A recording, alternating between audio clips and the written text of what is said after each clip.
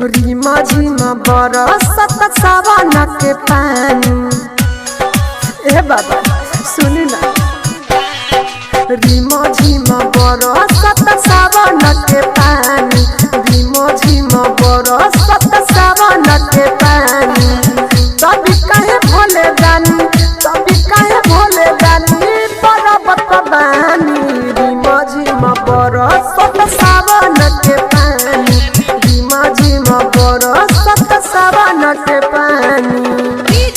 राकेश राकेश राकेश 97 92 15।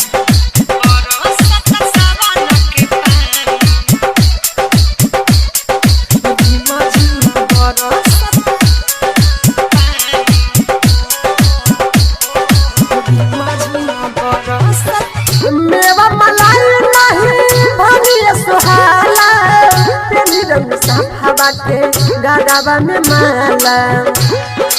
ए बाबा डर लागेला।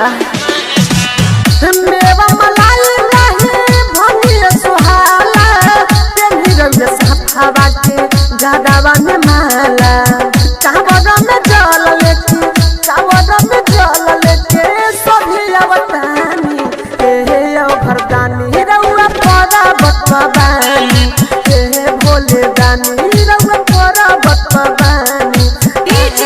राकेश राकेश राकेश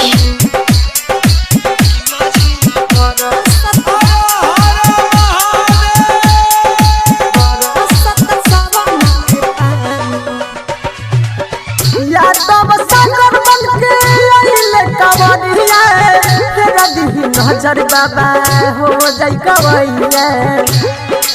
ए बाबा हे बिना राहुल गलू बन के आइले कवरिया, तेरा दिही नजर बाबा हो जाई कवैया।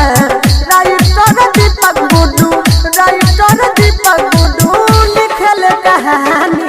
हे भोले बाबा रउआ पर्वत बानी, हे महाकाल रउआ पर्वत बानी।